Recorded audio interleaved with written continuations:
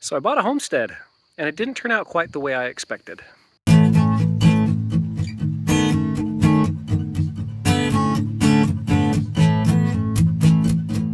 I've been dreaming about having a piece of property of my own for decades now. Ever since I was about 15. When I was 15, actually, it was kind of funny. I was talking to my guidance counselor in high school, and they asked, "What do you want to be when you grow up?" And I had it tied between three things: either a demolitions expert, because teenage boy, or else a orthodontist, because the hours are amazing, and I had some experience with that, or a rancher out in Montana or Wyoming raising buffalo. The farming bug has always kind of been with me. And then I started reading books like Self-Sufficiency on a Quarter Acre and John Seymour's books, and then I got into Borsodi. And by the time I was in college, I knew for sure that someday I wanted to have a piece of property of my own. And in my dreams, initially it was 1,000 acres, buffalo. And then, it transformed. I read about how much land you need to become self-sufficient. But I want some buffer and a little bit of wilderness. And I want some space. And my great-great-grandfather left a large property to his children. And so in the neighborhood where I grew up, there were a bunch of new homes built in the 80s and 90s, but there were these old brick houses that were built in the 40s and 50s, kind of sprinkled throughout. There was like one, and then a whole bunch of houses, then another, and then a whole bunch of houses. And those were where all my great-uncles and great-aunts lived, because my great-great-grandpa was in a position to give them a piece of land to get started on.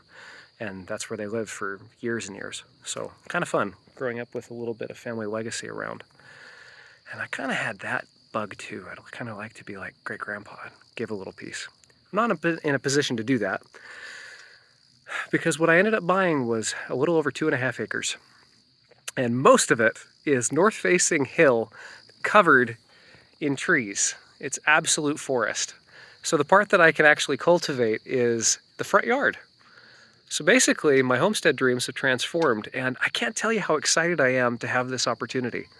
I bought a house with a front yard that is substantial enough that I'll be able to turn it into a fair amount of garden.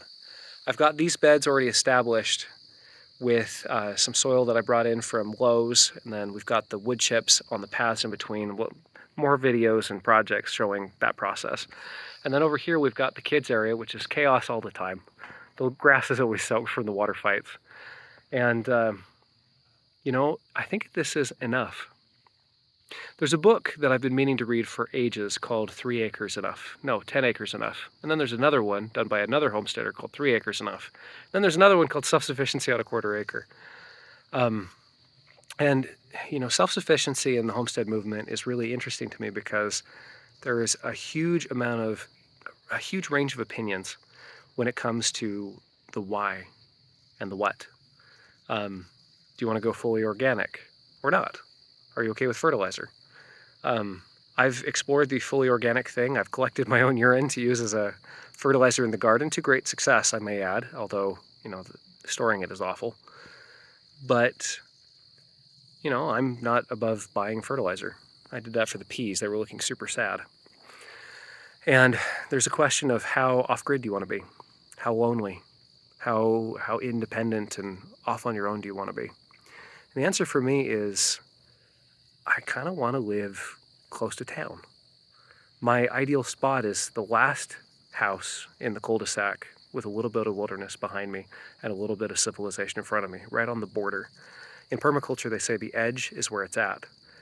And that's where I'm at. We're on the second to last house in a cul-de-sac with wilderness behind us. And we're 15 minutes away from civilization, Walmart if we want it. And I think the key thing, and this is something I want to talk more about later, but the key thing in homesteading is the home part. That part. There's that country song. It's all about your front porch looking in. You live here. It's about the life that you're building. And the whole purpose of the homestead life is to be rooted and to be established. And, it's not just the plants. I want to be personally rooted in a home and a life that is good. And not just good if the apocalypse happens or if, I'm called upon to grow all of my own food. I want to be in a position where I can do that. Solar panels going on here eventually. But I want it to be good now, too. Author Joseph talks about this idea that he calls the optimist doctrine, where your plans need to be good, not only now, but in the future, and not only in the future, but also now. So anyway, lots of excitement here. I am currently moving the wheel hoe. I need to fix it. And I've got 1,001 projects. Kids fort right there that's currently under construction. And then garden beds and just all kinds of stuff. Till next time, subscribe if you want to see more of the goings-ons and the thoughts along the way. Godspeed.